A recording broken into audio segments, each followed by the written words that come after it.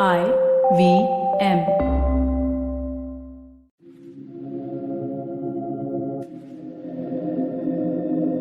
This is Audio Gyan, and I am your host Kedar Nimkar. Welcome to a deep dive into the minds of luminaries from the Indian creative world.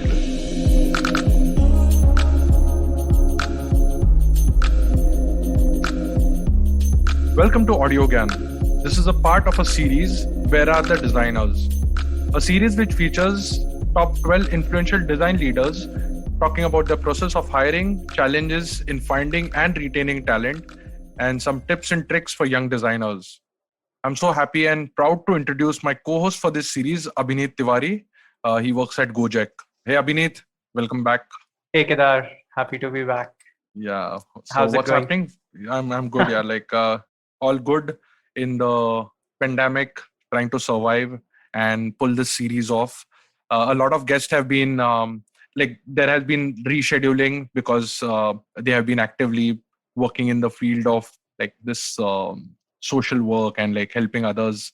Yeah. Some of them are handling just the pressure because a lot of team members are down with COVID. So yeah, it's a tough one. Yep. But yeah, I'm glad through these conversations, at least the time is passing a little faster than usual. I'm still thinking about our last conversation with Rahul for the last episode. And I'm so glad we have Shahina here today to move the conversation forward. Yes, today we have Shahina Attarwala with us on AudioGAN. She's an experienced design manager at Microsoft and previously head of design at Zoomcar and Vixo. Shahina has over 10 years of experience and likes to call herself as a businessman with designer's heart, focused on user data, simple design, usable and functional interfaces. So thank you, Shahina, and welcome to AudioGAN. Thank you for giving your time. Hey, hi Kedar. Hi Abhineet. Thanks and thank you for having me here. Superb. So Shahina, this as I got the introduction right, I guess, which is a series discussing challenges with respect to hiring and bunch of other stuff related to where are the designers. Yeah. So, but we have a new round which is called a rapid fire round. We'll start off with that, typically 7-8 questions, and that's how we'll start, and then we'll get into the meat of it. Cool. Meat. So you are ready. Awesome. Meat of the. I'm already scared. It's okay. Yeah. And feel perfectly free to take any digressions or tangents. They're more than welcome. So yeah. Super. Thanks. Cool. So first one is favorite Hindi song, which is actually so bad that it feels good and makes it viral. Tandoori Nights. Nice. It's by that singer Himesh Reshamya. Wow. Yeah, he's the king of so bad that it's good. Yeah. I thought he is no longer, but sorry, yeah. Startup versus MNC. Startup. Always. Okay. And that's not going to put you in any trouble, I'm hope. Yes. No, absolutely not. Great. What do you look in a designer? Attitude or aptitude? Attitude. Okay. What impresses you more in a portfolio? Eye candy stuff on Dribbble or like a well-written Medium article? Medium article, definitely. Okay. Your favorite design quote? Design quote. I think it's from Steve Jobs. Yeah, he said design is not about how it looks, but how it feels. I know it's repeated so many times, but it's just the basic stuff for me always. Great. Your favorite designer in India? Product designer, digital designer, experience designer, but yeah, in the digital space. I don't think I have any favorites. There's just so much happening. I don't think I have favorites in anything, not even a song or I don't have any favorites. To be frank, honestly, there's so much of variety that I want to pick and choose from everywhere. Yeah, I was feeling bad. I'm taking a tangent here, but I was just feeling bad. If you type in designers in India, you get only fashion designers in the top 10 results. Yeah, it's very sad. Okay. Mm-hmm. The best app you've used recently? Recently, I'm not a big fan of downloading apps, but recently I've started using Flow, which is for women health. And I've started liking it, the way they're handling sort of health generally in the space of women hygiene and other stuff. I quite like it. They're going deeper into it, and it's not just design but also the overall problem solving. It's a niche, but I like it. Great. And the worst app that you have used recently? Worst app, huh? Oh God, I had installed Goki app, health app, and trust me, I because I got a watch, so I had to install that app, and it was, I don't know what it was. It was just like a big bazaar supermarket, so I just uninstalled it. I just got scared for a second. It was Goki and not Gojek. Oh. Okay. What does design mean to you in one word? Design, I think, just in one simple word, it should be delight. Okay. Again, basic, very basic. You won't hear anything that you've not heard before if you're getting me. I'm a very basic, fundamental ke saath hi chipke rahungi main. Correct. We are setting the questions with basic. We are setting the standards with basic questions. So. Acha. Yeah. And also one important disclaimer. Actually, I'll finish the last one and then I'll come to the disclaimer. So in being like these days, there's this buzzword which is are you a T-shaped designer? So usme, what do you think is your specialty? Because I was just curious because aapne bola businessman with designer's heart on LinkedIn, so I thought I'll ask this. Am I a T-shaped designer? I don't know, but I think again I stick to very basic stuff. Whether this thing makes sense, whether what we're building makes sense for people, or are we building for ourselves, and is this going to make money in some way or the other? Because I come from a family of small medium business entrepreneur. My father is a small medium business, so anything that we're doing, uska kya nikal ke aane wala hai, wo baat ekdam अच्छे से करो. Wow. I think that's how it's very simple for me. कि all round है, बन रहा है कुछ, बिक रहा है कुछ आ रहा है, फिर वही वापस लगाएंगे. Yeah, just a disclaimer that because we are doing this series, it's mainly to gather perspectives, and I'm sure if there is synergy and thoughts of multiple people, it's great. But if it's different, it's all the more great because then you have diversity, you have different perspectives. And about after running AudioGAN for last 4 years, I've realized that like a question can be simple, the answer can be simple, but the listener takes some different take on it completely because that person or is coming from a different mindset or different background or different geography. So it's always interesting to stick to fundamentals, but it's all fun. Cool. Yeah, that was a rapid fire round. Bineet, you want to start off with the standard questions which we have planned to ask her? Happy to. So, Shaina, to kick things off, and let's go back to the start. Like, do you remember a time when the first time when you had to make a hire, or maybe the first time you as a designer or a manager were like, okay, hiring is the top of mind problem for me now. When was this? And I think my first job was with Book My Show itself. And Book My Show, that time they were like 6 months old. They were a very hot startup back in, I think, 2007, 8. And they just had one junior designer that they had. And I knew that person before because we were in similar computer classes. And he referred me and I joined that company as a senior designer. And then we were looking out for a design manager. And more designers to hire. So that's when I started interviewing. I hired another designer. We were just building a team. And then we also hired another design manager who I was reporting to. So I also landed up interviewing that person. So that was my first experience of interviewing because you're not just looking for some designers, but you're also looking for someone you're reporting to. So that was a funny one for me. But that was my first experience for hiring. And I think there on, as I joined different startups, I started working. Hiring has been, especially in senior roles, it becomes a top priority for you because how do you get the right people to work in your team and to work for longer term in your team, especially when you're just a no startup, you're just starting up, nobody knows about you. Yeah. Then you need those kind of people who are ready to take that bet on a startup that's not even popular or somebody who's just starting up with little funding. So I think that's always been the top priority for me, apart from, being responsible for outcomes, but it's been one of the problems that I've been solving for my design team or startups. Sure. Cool. Picking on something that you said, which is like it can get harder when you're hiring for a no-name company, or shouldn't say no-name, probably less known, right? In your journey so far, right? And you don't have to name the name, that's completely fine. But in your journey so far, like, was there a moment when you found hiring or finding designers especially challenging? Yeah, definitely. I was working for a Delhi-based company and I was leading their design team. And I was the first person they hired.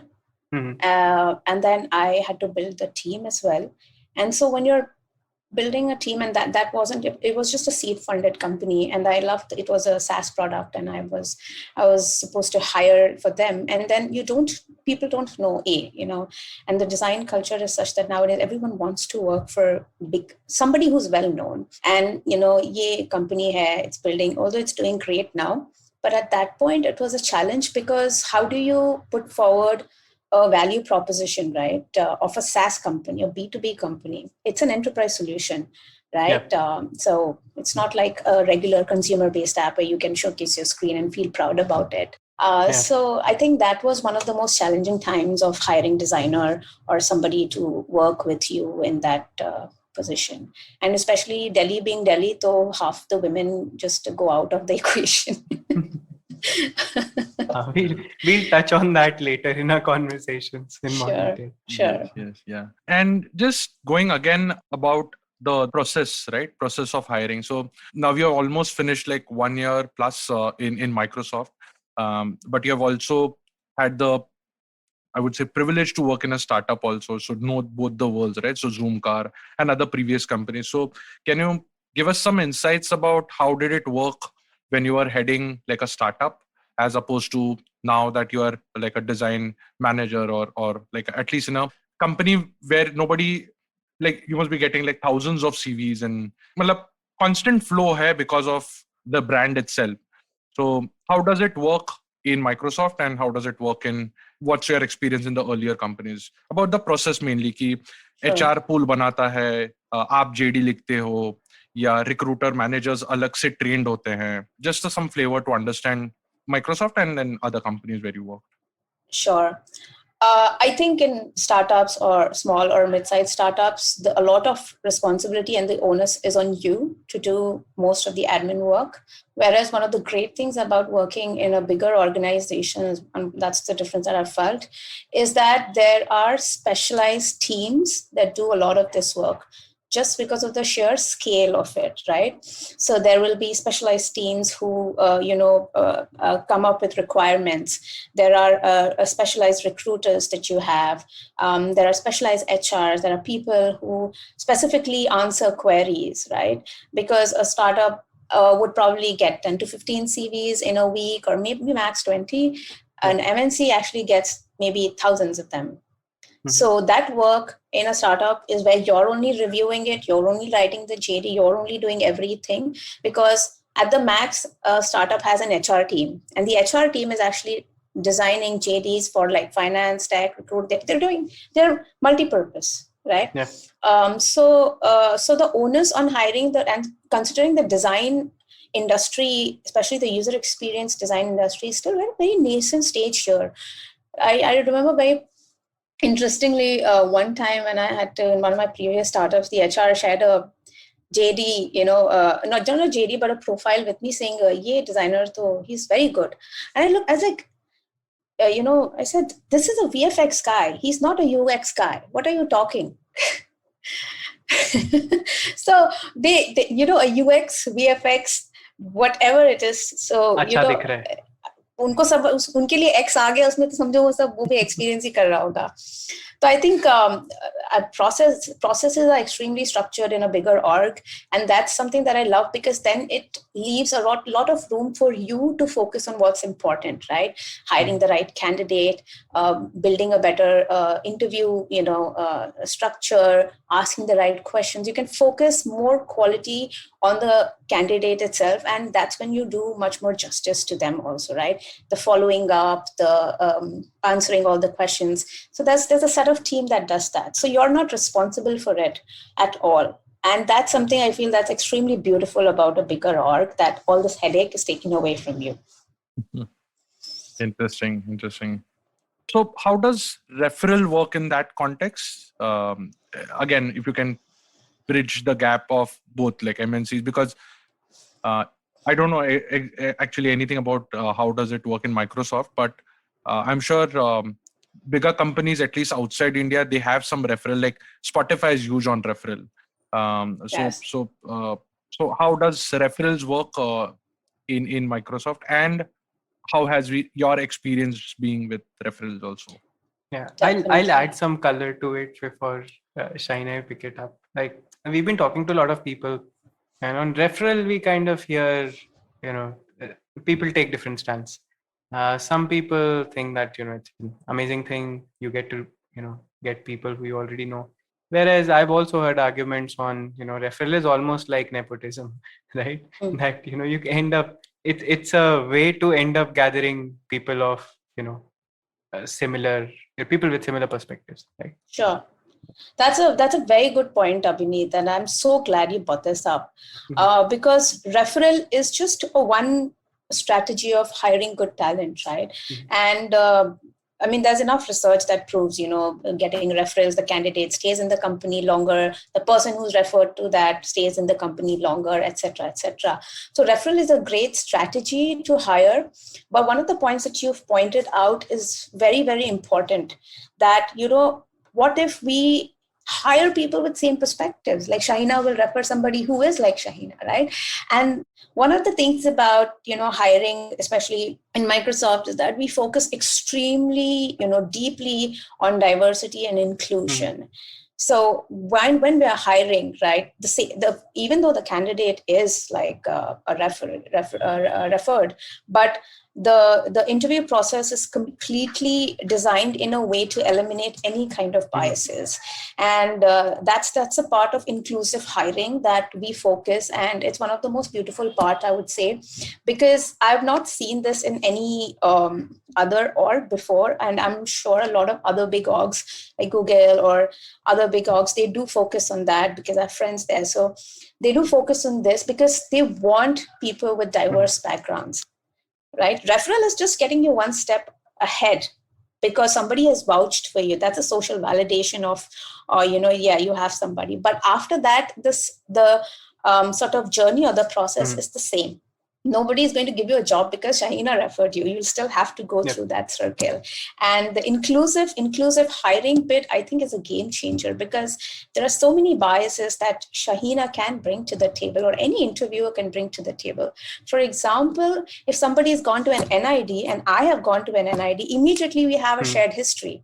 But the inclusive hiring process makes sure that you are aware of that bias. And just because you have a shared history, you don't give that candidate a sort of a leeway or upper hand because you have a shared history. So eliminating that in the process is also a big game changer. So we, of course, don't hire for homogeneity. And I think companies are realizing that, and diversity plays a huge role. And there's enough research, again, to prove that diverse companies who hire for diversity and have people from different perspectives perform much better. Now, diversity can be anyways, gender or different ethnicities, etc. Socioeconomic background, right? And I'm mentioning that specifically because I had the chance of listening to your talk at Design Up. And I think you've been vocal about some of those things in the past as well. So moving from, companies are increasingly becoming more aware of that, and that's awesome. But asking this at a more personal level, right? How important is diversity to you? And also from the perspective of, company should be diverse, yes. Do you think it's more important for design teams to be diverse, right? Not just because it's the right thing to do, but how do you see diversity of a design team affecting the output of a design team, if you will? Definitely. I think even though we're talking so much of diversity, on a personal level, why I believe in that is, just take a little example, right? If in a team of say 5 to 8 people of design team, if everyone's from English medium, and most of the time it is that the more you know about people, somebody's from IIT and switch to design, something, right? And then what kind of products are you expecting out of it? Yep. Like आटे की चक्की में आप आटे के लिए आप गेहूं डालोगे तो वो गेहूं ही निकलेगा. अब उसमें चाहे आप बंगाल से गेहूं लाके डालो, यहाँ से गेहूं लाके डालो, कहीं तो गेहूं ही निकलेगा, रोटी भी वही बनेगी. The fact is that you need a healthy team because you want to design products for diverse set of people. Microsoft Word, for example, is not just used by a North Indian or a South Indian. It's used for a lot of people. And then so what kind of perspectives are you designing for? Who are the people you're designing for? If you don't even empathize, for example, with those people, how would you design for it? It's as simple as that. If you don't relate to your audience, like if I am from UP and I'm designing products for UP, it makes sense because I have relatability.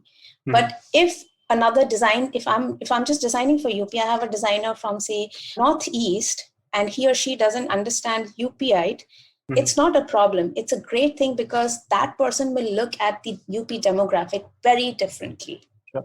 An outsider's perspective. Third perspective is super important. Like I was reading this case study about this one of the biggest, glasses brand where they designed, keeping the facial framework of the US standard face size. And then they design and they publish, then they realize that it's not fitting the Asian faces. Yeah. That happens all the time. Like models of diabetes, health models, a lot of them have been based on research only done on white Caucasian population. And there's a case study about Air Force uniforms as well, right? In the West, how when they started hiring women pilots, they realized like they need to change their definitions of small, medium, large, and so on and so forth. Yeah. Makes a lot of sense. Now, one more thing is, and I don't want to get into solutioning here, but you've seen like a decade of companies trying to be more diverse. Do you think it's working? Do you see a gap somewhere? There's a lot of talk. Would you agree that there is enough action? See, I belonging to a minority community, and I can say that there is an intention. There definitely is an intention, but for that intention to generally become matured in an industry such as India is going to take time. Because for lack of better words, the product startup industry is still run by a lot of homogeneous people, right? And who are they? There'll be out of 100 entrepreneurs that you pick up, 90% will have very similar profiles, right? I won't be able to call out their backgrounds or everything, but they have a similar profile. When the top cream itself is very homogeneous, that diversity to come in immediately is going to be a little difficult. On the other hand, companies who are bigger, because they operate at such massive scale, they have learned how to work around this, right? And definitely, I see a lot of effort and intentful effort where they don't just talk about it, but they practice. But if you want to talk about startups, there's definitely a long way for us to go. Sure. I mean, something as simple as gender pay gap.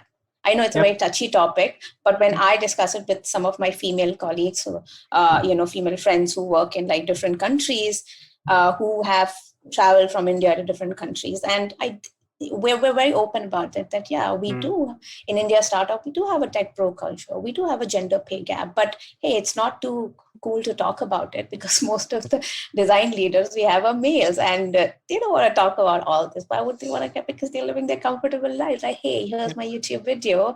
Hey, here is the garden that I've done today. On the background, what's happening, nobody knows. So we're still uncomfortable talking about a lot of things. We'll come to the commercial, like whatever the salary aspect of it. It's quite interesting to know. Yes. No, and even in one of the earlier episodes, even I said this word that it's sort of uncomfortable to talk about it. To which Abhineet nicely put it. What's so uncomfortable? I mean, we should be vocal about it. We should be talking about it.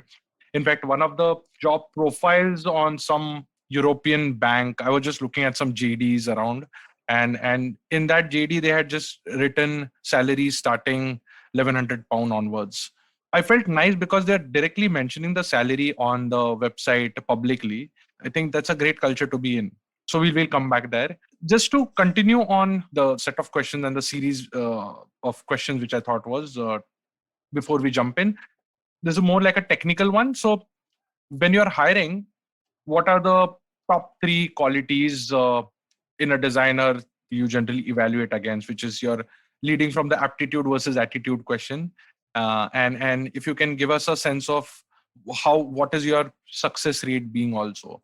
I mean, you look for X and you get X. I mean, that's a great spot to be in.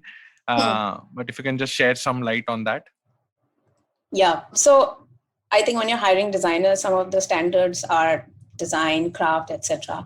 I don't want to get into that because that's a given. Otherwise, you're not a designer anyways, right? So you don't even come to interview with me. But 3 qualities that I look if I'm interviewing a designer. One is a growth mindset. The other is that person culturally a fit? And the third is, does that person have a product acumen? These 3. And these 3 are non-negotiables for me. Sure. What is my success rate in this is, on an average, when I interview 10 people, I only give a fly to max 2 or 3 people. Interesting. You want to ask Abhini something around it? Yeah, I just wanted to dig a little bit deeper around product acumen because it sounded specific. So I'm wondering, is there a story behind it? Like, was there a moment when you realized, like, okay, this is something which is my top 3 priorities to look for, and for the audience as well, right? Could you elaborate on that a bit? Definitely. It took me time to realize that this is the right word for it. Otherwise, as a design manager, you also go round and round. Ki mujhe kya chahiye candidate mein? You must have gone through it, Abhineet and Kedar, of course.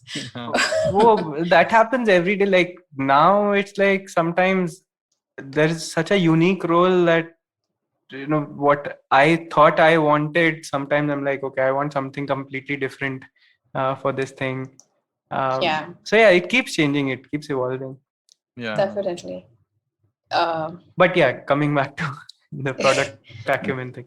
Product acumen is, how does a designer,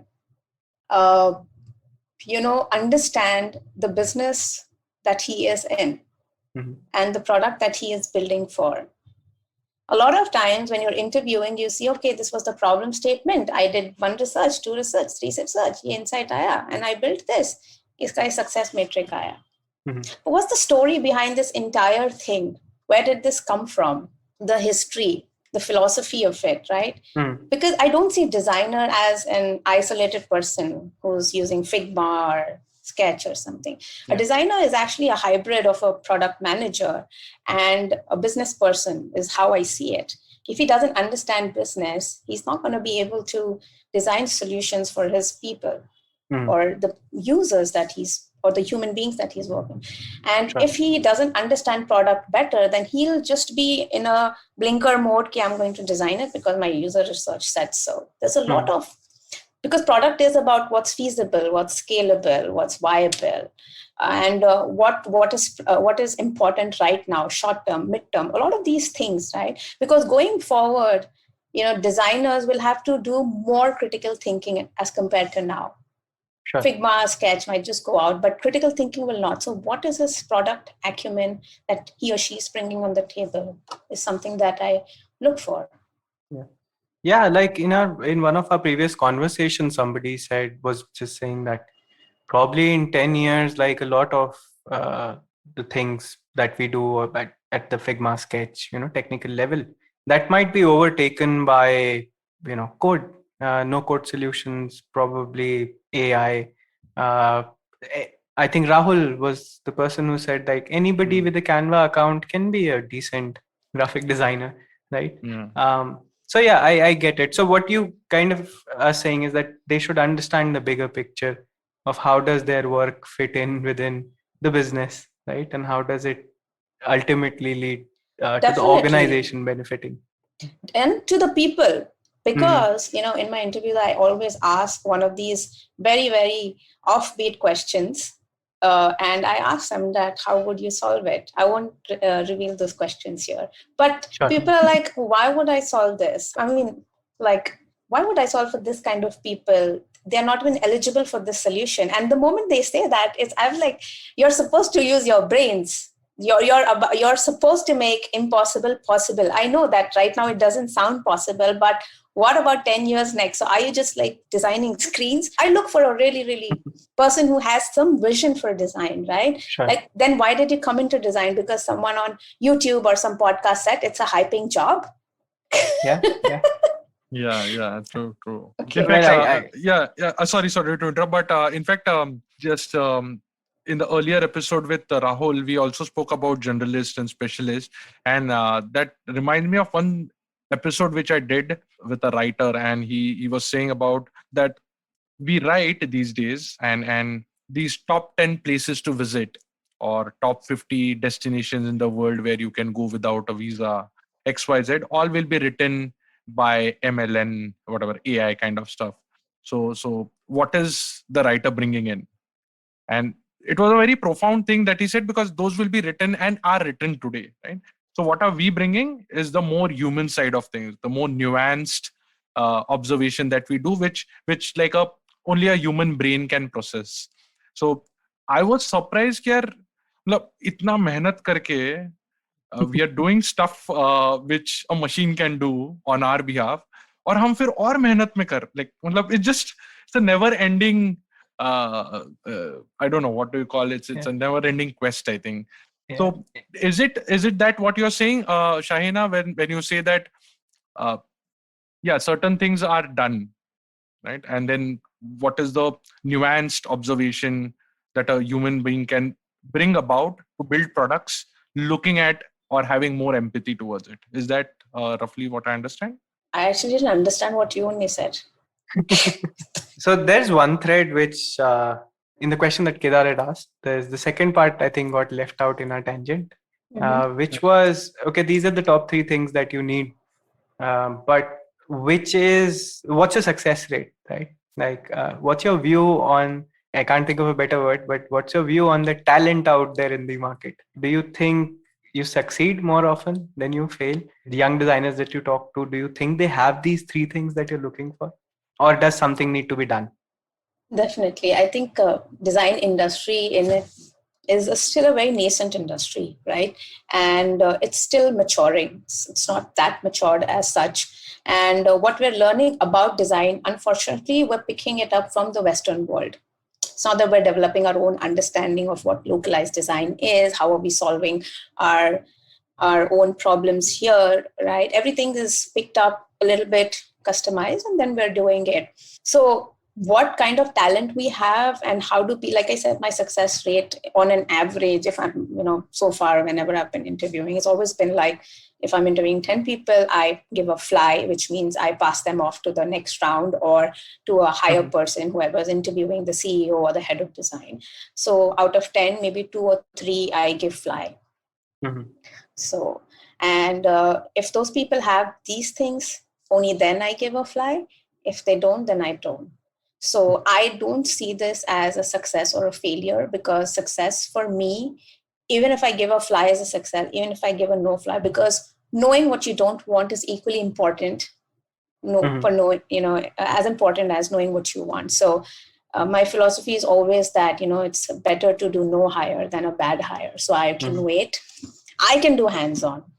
I will do it, even if it's months. It's okay. I will wait, but I don't want to be desperate. Because you learn this as a manager, slowly. I sense a story there. So bad hires, right? Like this fear that I sense in, okay, I'll do the work for 2 people, but I would rather like hire people who are not as, or I'd rather do the work for them than hire people who are not as good as I want. Definitely. Yeah. Is there a story there? Any experience with bad hires that you have to share? I personally haven't done a bad hire myself, but I was given a bad hire as inheritance. Sure. So, and I just kept wondering that, why is this person here? Yeah. Because a lot of times when you're working on a bad hire, you're trying to convert them into like a good hire. You're also taking away the time that you can invest in your really awesome designers and help them achieve more. Right? And it makes you question a lot of things, that what went through people's mind when they were hiring this designer, or, were the people very desperate to hire someone like that?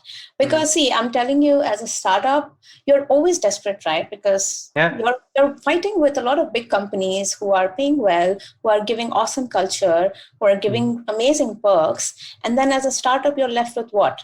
I mean, that's a brutal truth. So you must be like, okay, let's just hire someone now and then we figure out later, because hiring and firing is a very normal startup culture, right? Especially if you see in the recent couple of years, it's become very normal to, join, leave, hire, fire. So I don't know what the rationale behind it is, but for me, it's always a no compromise. I think it gets to you as a designer, then as a design manager, then it becomes your responsibility to make that person successful. And that's asking too much. That's asking too much from you. I don't know who said this, but I remember somebody telling me that, when you lose your sleep over, okay, this is this design problem that I can't solve, that's still better than losing your sleep over, oh, why did this person do this or behave in this way, and how do I get this person to change their behavior in this certain way, right? Those problems are changing people's behavior, and changing people's values is much more harder. It's a psychological war. And you're in a war where you have to be nice and still fight. You're going to lose. But isn't it part of the journey to become like a design leader? In a sense, no, I'll tell you, because it typically happens is, I've been reading about it, that the person who's transitioning from an individual contributor to become a design manager, to become truly a person who just delegates and gives critical feedback and never does hands-on. I think there is a journey to reach that level, and in between step is inevitable, is what my understanding is. But if you have any other thoughts, I would like to hear that. Yeah, it's definitely inevitable. Like when I transitioned, I was still confused. Hey, why am I still designing? Okay, maybe I like it. Let me just invest some more time here. Oh, let me just design one of your screens here. That's okay. It's a very natural progression. And I think that's all right. But the bigger question here is that you can always learn from people out there who've already passed that phase. You don't have to burn your hands again or learn the same lesson by, okay, let me only do it and let me only learn it. Like Kedar, you're here, Abhineet, you're here. I'm sure you and I have so many similar experiences. If I am in a problem, I'll probably call another design leader and say, hey, I'm in a fix. What do I do? Rather than saying, okay, let me spend 6 months in this fix and let's see what happens. So, I've made those mistakes in my life, and I didn't call the people that I could call, and I did decide that I'll take 6 months and solve this. Turns out it took a year, or it's really hard. But to what Kedar was saying, right? Like early in my career, sometimes I'd be too quick to form perceptions, right? Like too quick to give up on some people, right? But somewhere I've seen some great successes as well, in which not just that you were able to influence somebody else's values and align them with your company's culture or your values, but I have also changed my value system, because with the influx of new people, I've realized that, oh, maybe what we were thinking was wrong, and this person's way of looking at work and processes or life in general is better. So a little bit of investment probably. That's a very good perspective. That's a very good perspective. Thanks for sharing. Yeah. Abhineet, before we jump next, let's take a quick break.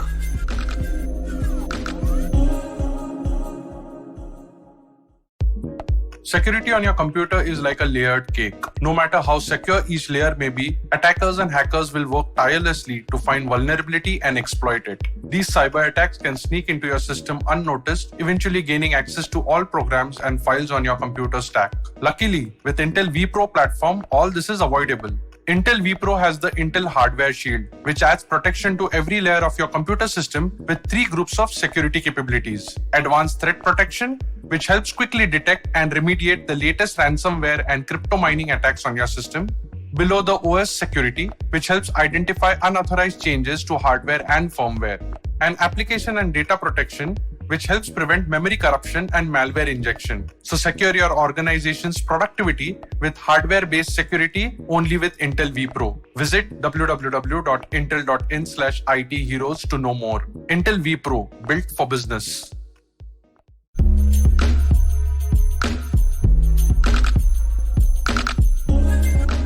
Okay, welcome back to the show. China, is there a difference in Microsoft that you work today about any special advantage of having that time and then mentoring certain people who require that? Because you have some more time than the daily fights and firefighting happening on the startup front, right? So any insights there? Sure. I think in that sense, I'm pretty lucky, I would say, because Microsoft doesn't say that, it's a priority for a manager to model, coach, and care. It's a co-priority. It's not even like one of those things that as a manager, you should do now. You're actually measured. And I think it's very beautiful because you then, being self-aware, you get a lot of time to work on yourself. And in return, you help your team a lot. You're actually made to invest time in it, which I think I totally, you're not really measured on this part. Oh, you coach somebody. Oh, in startups, who cares? Right? Here, they're investing so much on people, which is nice because for a change, you don't feel like a resource. You feel like someone cares about you. And there is absolutely no alternative to genuine caring, right? Because when you genuinely care, it shows, whether it's, investing time in a resource that's, not doing that great, or a person on your team who's just having a bad few months. How would you deal with it rather than pulling the plug? And those kind of trainings, that kind of help, even you get coaching for that, because when managers are not born with, this is what you're supposed to do. These are also skills. Yeah. Yes. Brilliant. I have one thing to pick from that. I sense a framework there, model, coach, and care. That's what you said, right? Yeah. Definitely. Coach and care, samjha mere ko. But model, could you pick on that? Like, does that mean like be the model? Yeah, you set the standards. Yeah. Yep, you have to. If you're expecting something from your people, then you're the first one who should emulate or showcase that this is possible. For example, if I'm expecting my teammate to stand up for another teammate when someone cuts them off in the meeting, first I have to show that. I cannot expect my other teammate to do that, right? So, for example, we're very mindful about culture, mindful about values like integrity, respecting your colleagues. And these are not like just there. You're actually living it day in and day out. Sure. In a regular life, that respect is fine. Yeah, you have to respect people. But when you're made self-aware of it, you become more mindful of it. Sure. So how do I model respect with my teammates, whether it's a junior designer, senior designer, other people? If there is a conflict, how do I handle that so that my designers or my teammates see that and they realize that this is possible?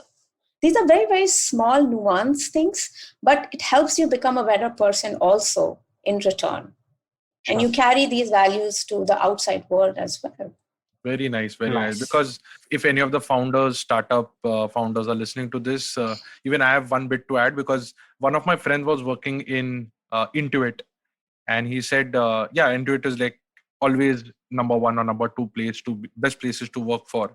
And he said, saal mein na, like you might ship 2 or 3 buttons or move some pixels here and there, but 70% is about relationships. How do you build those with your colleagues, with your seniors, with your juniors across the board? So at that time I was very, very young and I said, not for me. But now with understanding and maturity, I think those are very important. And hope we'll get there in the startup world as well. Definitely. We will. It will take time, but we will. Yeah. So Shaina, just about the hiring bit, coming to that, have you seen any challenges in hiring senior talent? Because one of the reasons why I wanted to do this series was also because personally, I found a gap that I'm not really able to find the required maturity, the required understanding of designers from this 8 years plus to 12 to 15 years kind of thing. Maybe because of the industry, maybe because of the colleges not being there since the time engineering has been there. So I see some patterns there, but you have any insights about challenges in hiring senior designers? Sure.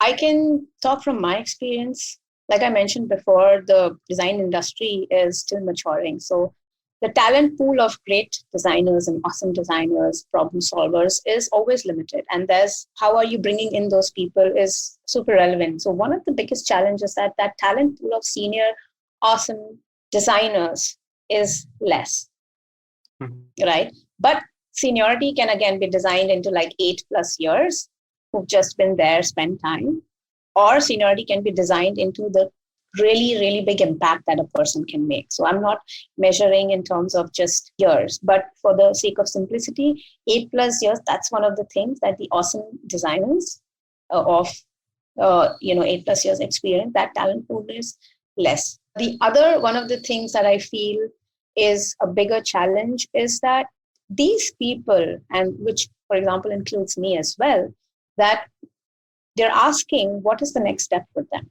How do you hire, if you even find somebody, right? These 8+ years people, because they've seen an industry which was totally non-existent, now they sailed through an industry which was somewhere existent, that journey of graphic designer, web designer, digital designer, software designer, and now UX, UI designer. They've seen it all. So now they're thinking, what next? What is the right scope of work for these people? What is the next career path for these people? Where is the place where they want to make an impact, right? So I think people, when they're looking at places where they can fit in, because as you grow, you become choosy, right? Sometimes what you want is not available in the market, because if you, as a senior designer, you're not growing rapidly at the pace of the industry, you're stagnating. But that 8 to 10 years, 12 years is not going to help you. It's just a number. So seniority is just a number. It's just the label. But if you also have to progress, so the pool of people who are senior and awesome is very, very less. Yeah. So basically what I'm hearing is that not a lot of people have matured in that way. Like bringing it back to the original question that Kedar had, like what is challenging about, like in your experience talking to designers, right? What is challenging about it? It may be number or a label, senior, but what is challenging about gaining that maturity or keeping step with the industry?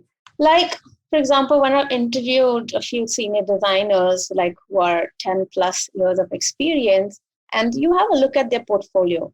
Just a very simple example, right? As a design manager, you do review portfolios as well. Yep. There are a few basic things that you can understand from a portfolio, right? Is this person having a problem-solving skill? Does this person have eye for design? Is he able to articulate his design case study as well, etc., right? And when you look at few of the portfolios, it looks like it's been designed in 2005. It's just not grown. I'm giving a very, very simple example. It's not grown. Sure. And then if you look at another person who's working in a startup, 4 years experience, 3 years, you look at his portfolio. You can sense hunger in it. You can sense a growth mindset in it. Yep. You can see that this person is hungry to learn. Either ways, my point being that hiring a senior designer, like I said, pool is less, but also what next for him or her is one of the bigger questions people ask for themselves and the kind of job they're looking out for. Sometimes the company, sometimes they're not good enough. Sometimes the company is not good enough for them. So that sort of cycle is something that I feel a lot of senior designers might be stuck in. Yeah, thanks a lot for clarifying that. Talking of sometimes the companies are not good enough for them, right? What have you noticed how the aspirations of designers have changed over the years? What I mean by that is, like, I'll take an example you kind of touched upon, which is, there are mature organizations like the one you're in who are spending so much time and effort into building the support system to kind of grow and culturally align people. Then there are organizations like smaller startups, right, who are not focusing on that. The value prop that they offer is that our salaries are more competitive, right? You will stocks, and you will have, although in case of stocks, Kedar, sometimes it surprises me why people value the stocks of a company that will probably be public someday more than a company which is already there on the stock market, right? But sorry, going back to my main thread. So that different companies have different value props, right? And then there are designers in the market, young and senior. Do you think like the aspirations that designers have in your experience when you interview them? Do you kind of see it? It's a judgment call, right? But their aspirations, if you have to judge them, would you say like, okay, these are healthy set of aspirations, or do you see that there's some things that can probably use an improvement? Yeah. Or any pattern in their aspirations also, if you don't want to be judgmental. नहीं उसमें क्या है? There's nothing wrong in it. They also judge us यार when they come to बहुत talk to ज़्यादा us. कभी-कभी, हाँ. And they must be bitching about us also. Who knows? बहुत ही घटिया इंटरव्यू लिया.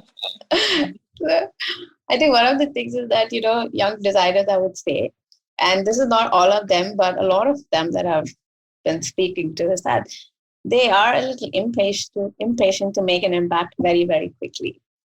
Like they get disappointed if the designs are not being shipped because of something that's realignment or deprioritization of business or something, right? It's just that they think that design is about, I'm going to design a screen today, tomorrow it's going to be in the market and it's going to be hit on the third day.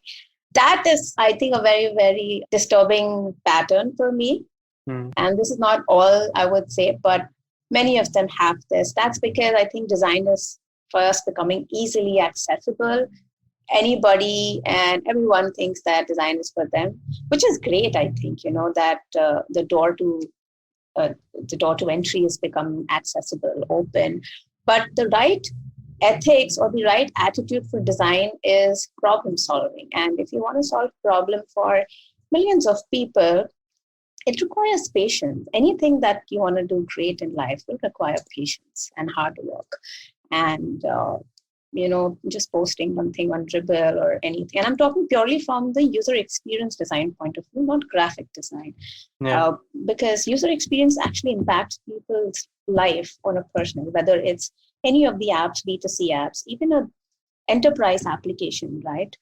So that is one pattern probably I see, is that that's an aspiration. It's a good aspiration that we want to make impact, but to make an impact, you have to understand the people, and the inclination to understand people is like, okay, I'm going to design one screen and I know that this has to be this way. I hope that arrogance doesn't steep into us, and we are still more open and humble to do proper research, to be empathetic to the people we're designing for, because the next set of products are not just going to be for the 100 million people that we're designing who are already digitally empowered. It's going to be for the next 500 to 600 million people who are digital natives and will need digital empowerment. And that will need a lot of humility, a lot of understanding of those demographics. Interesting. In fact, the question about senior designers, I was just thinking about it as Shahina was saying. Maybe there has been like a lot of batches from NID and other schools which were there since a long time. They have either started their own design studios, so that's where the senior people are, and they're much more senior, or otherwise, because that time there was no startup sort of a system, they joined naturally Capgemini and these sort of Cisco and other MNCs, I would say. And it's tough for them to come back to this because of certain lifestyle, certain culture that they have been used to. And second, यहाँ पे आके बहुत मारामारी है, like मतलब you have to be really, really, I don't know what to say, but have that whatever X factor to really deep dive again into this chaos. Maybe that's one of the reasons. So Shahina, you have worked in like a very early age startup also, and Zoomcar and other places are now here. Have you seen any patterns, or do you observe anything, or have you given a thought about what is the role of being good paymasters, giving ESOPs as an incentive? What according to you would be the right balance of attracting talent to startups? And then what is, I think with MNCs is pretty established, but if you can like anything there? Yeah, I think to attract good talent, one of the best things you can do is provide a wholesome experience to a candidate. And a wholesome experience includes a good compensation, which is competitive, stock options, and a reward system, right? A total reward system where rewards are based on your performance. That's one, but other benefits also, right? I mean, bigger organizations, they have massive benefits, not just medical insurance, mental health, fitness, etc. And the list is endless. Basically, it stems from the philosophy that we care about our people. And this, I think, applies to all the bigger orgs, where they genuinely show that they care. Especially during the pandemic, we've seen that these companies have stepped up. A lot of companies have provided vaccines, which is so awesome because it saves you from, doing fastest finger first on the website, Govan website. Mm-hmm. So, these kind of things are awesome. In the startup, I think, the startups are definitely sort of focusing on being very competitive. Some of them even go beyond being competitive. And those practices, I think they're not great because they set a wrong precedent for the coming generations that, design is just a money-making field. And that sort of ruins the industry standards as well, right? And you must have also seen that in the previous few years. But in all of this, culture also plays a very important role. What you take home, which is your cash component, is equally important, and that's where I think all companies make sure that they offer competitive salaries, because no company goes in that direction of not offering. I mean, who would want to? Only the ones who are not getting job anywhere would want to go to that company. So being good paymasters is definitely important. ESOPs, I'm not sure in startups how many have actually materialized or made money out of those ESOPs. ESOPs is also, I would say, a way of showing an intent that, look, we want you to be a part of this company, have a sense of ownership. And in, I think, bigger companies, stock options is a way of showing that you're a part owner of our company. And it's also a lever to sort of, make sure that the employee is with you for a longer term. And that sort of works best. And employee feels belonged there. He has a sense of ownership. That's I think, a great way to, build a total reward system for employee. Interesting. Sure. And in general, like you touched on salaries earlier as well, right? Yes, And good that you reminded. Yeah, I may sound like old hat here, but from my perspective, like in the last 15 years, like I've just seen it grow. Right? Not speaking of a particular company, but industry-wide, like it's phenomenal. We were making peanuts like back in the day. Like there was very little money, and now there's so much more. And even then, I don't see this rise of compensation, slow down in any way. And at the same time, I see so many people complain about, hey, the compensations are not good enough. Hey, the compensations are not high enough, right? Any thoughts on that? And then we could conclude. Right? Yeah. No, I think that's a very interesting point you've brought up. I remember in one of my previous companies, when I was hiring, my CEO actually said that, are you sure this person is asking for this much salary? I said, yeah. So like, you must be retarded. I said, no. I mean, I shared that level with him. You must be retarded. This is obnoxious. I said, okay, wait. So I went around doing actually survey of what an average college, out of college, out of an NID or ID gets. And I made like an average industry standard, and I went with an Excel sheet. I said, look, this is what it is. And like I mentioned before also, see, there were a few companies who came in and they just raised the bar for salary so high, obnoxiously. You and I can talk about in private, but they raised it unnecessarily. Why would you do that? You want to ruin the market, whatever it is. And that happened, and then those designers are going with those salaries and saying, we want that. Other companies are not ready to pay. Yeah. Because your company is a one-off who's paid obnoxious amount of salary for you, and then other companies are not going to pay that. So I think there's definitely this trend of rising salary is not going to go down anytime soon. Reason being because the world is going digital, and there are emerging markets which are waiting to go digital. So this trend, this demand for user experience designers is not going to go down anytime soon. Yep. But that is definitely not an indication that the supply of good quality UX designers is definitely going to increase. So I think we might mass produce factory-wise, factory में डाल के mass produce कर सकते हैं हम लोग, but quality मुझे पता नहीं. Salaries तो बढ़ेंगी. There are always people who are waiting to be looted with good profiles and good portfolios, double profiles. So we can't help it. Cool. I just remembered one interview by Kumar Gandharva. So Kumar Gandharva was asked that how do you raise the standards of Hindustani classical? And he said, what do you mean by raise? It's nice. It's whatever. It's doing good. If you're asked me that how do I raise standards of the audience, it's very simple. I have to just raise the ticket price and and they will come. But if you ask me how to raise the standards of like an artist, it's a very, very long journey. You have to do riyas for it and years of riyas. I think for companies to pay, I don't know whether I'm connecting like a lot of tangents here. I can wrap it up for you if you want. It's like there is value. Value is what the market is willing to pay, right? Yeah. And then there is worth, right? Like what is the intrinsic skills and things that you bring to the table for which they're valuing it at so much. And if the value exceeds the worth a little, that's what we want, right? But if the value starts to exceed the worth by a lot, right, then you're in trouble, right? Because one of the 100 companies might value you so much, right? That's a fluke, right? So now you'll spend the next 10 years just you better make sure that you increase your worth by 10x, right, in the shortest amount of time. Otherwise you're stuck here, right?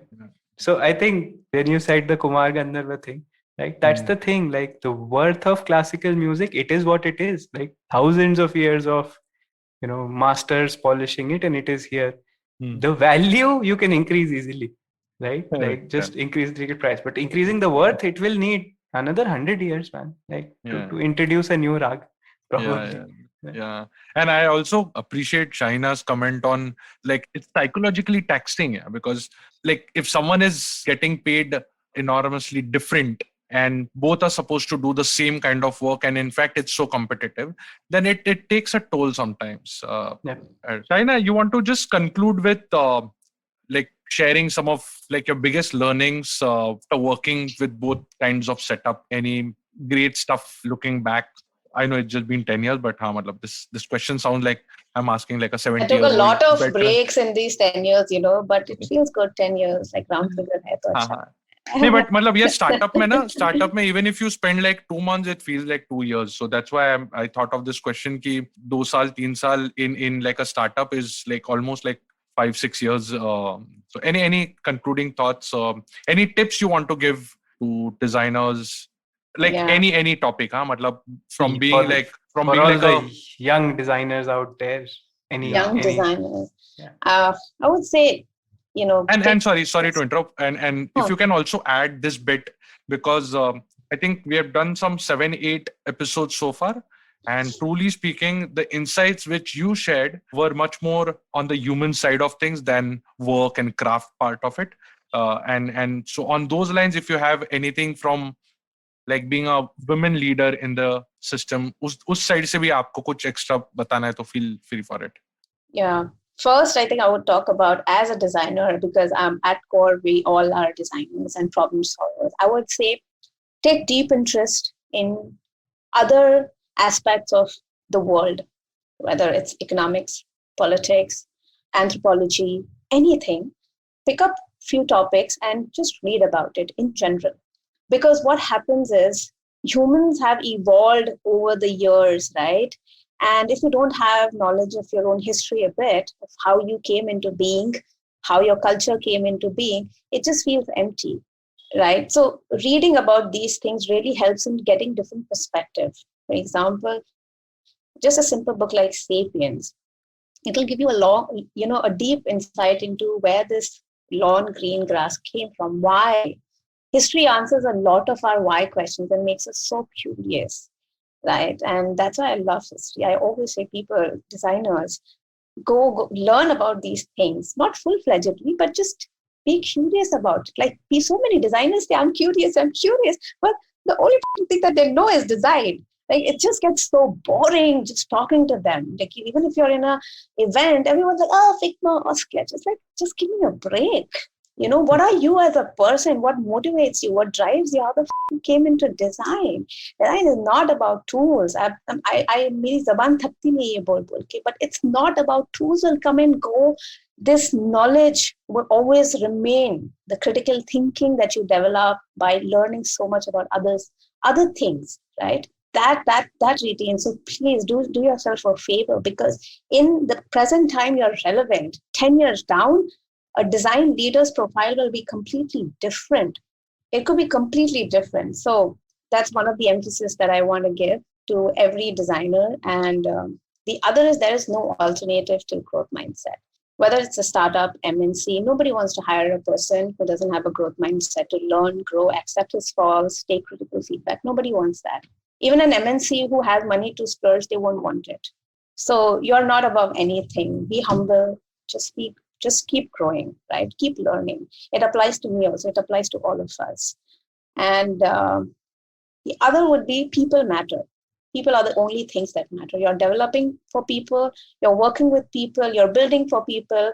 A person is investing in you. Everything is around people. Don't get ahead of yourself. Technology is second. People are always first, right? There should be a human first approach. I always take that approach.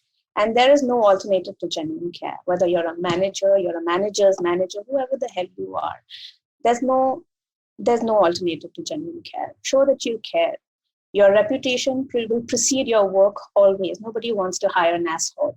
Even if you're amazing, there's just one Steve Jobs. Don't read his book and try to be Steve Jobs. Be humble, be human, right? So, yeah. And support people. Make a tribe of people. Everyone loves to be appreciated and supported. So have that human first approach. Those are the few things that I have learned. And I think these are my design philosophies I carry. It's just my life philosophy in general. That's Brilliant. awesome. That's the best way to end this, I think. Yes, absolutely. Overall, thanks, Shaina, for giving your time and sharing some wonderful insights there. Yeah, and for people, thanks for listening till the end. Currently, I'm heading the design at Jupiter.money, and we are hiring at all levels. So please visit Jupiter.money/careers. You can follow AudioGyan on Instagram at AudioGyan Moments, or visit audiogan.com for more GAN sessions like these. You guys want to plug anything? Shaina, Microsoft is hiring? Yeah, Microsoft hiring. I am constantly hiring. I'm looking for an awesome design researcher. So if you know somebody, we're hiring at all levels. So do reach out to Microsoft.com careers. And if you want to reach out to me personally, so I'm on Ruthless UX on Twitter. DM me, share me your CV, share me your portfolio. Don't be shocked if I respond ruthlessly. That's right there in the name. That's in the name. My name is Ruthless UX on Twitter, dude. Yeah. And Abhinit? Yep. Yes. Yeah. And I design at Kojic. We do hire from time to time. You can follow us at Kojic Design on Twitter, or you can ping me directly at Abhinishal on Twitter, and I'll get back to you really quickly.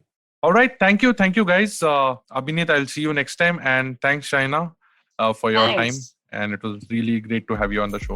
Thank you so much. So good to see you guys. And that's it from today's GAN session. For show notes and more GAN, visit audiogan.com. If you like this podcast, please don't forget to check our other interesting podcast on IVM Network. You can listen to us on IVM Podcast app, ivmpodcast.com, or any of your favorite podcasting apps. To stay tuned, follow us on Twitter and Instagram at IVM Podcast. And if you wish to connect with me, I am at AudioGyan Moments on Instagram. Until then, take care.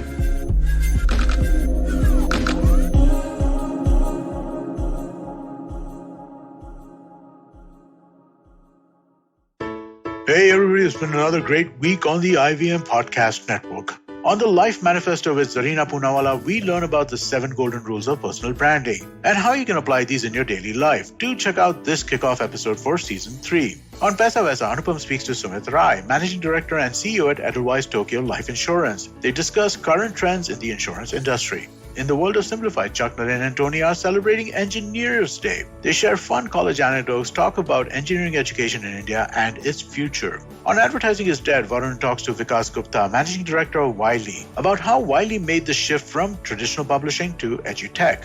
And on Echoes of India with Anirudh Kanisetti, tune in to discover why history forgot the Ajivikas and remembered the Mauryas. Do follow us on social media. We're IVM Podcast on Twitter, Facebook, Instagram, and LinkedIn. And remember, if you're enjoying this show or any of our other shows for that matter, please do tell a friend. That is the most helpful thing that you could do to help us out. And finally, this week, we'd like to thank our sponsors on the network, Cred, Bank of Baroda, Quarter, CoinSwitch, Kuber, and Intel vPro. We really do appreciate the support. This is what makes it possible. Season 3 of Echoes of India, your favorite history podcast, is back on the IVM Podcast Network. I'm your host, Anirudh Kanisetti. Join me on a journey through the wonders of early India as we explore the centuries between Buddha and Ashoka with critical research, empathy, and great storytelling. Along the way, you'll hear from all the vibrant peoples who shaped our world, from monks and farmers to warriors and emperors. New episodes are out every Monday.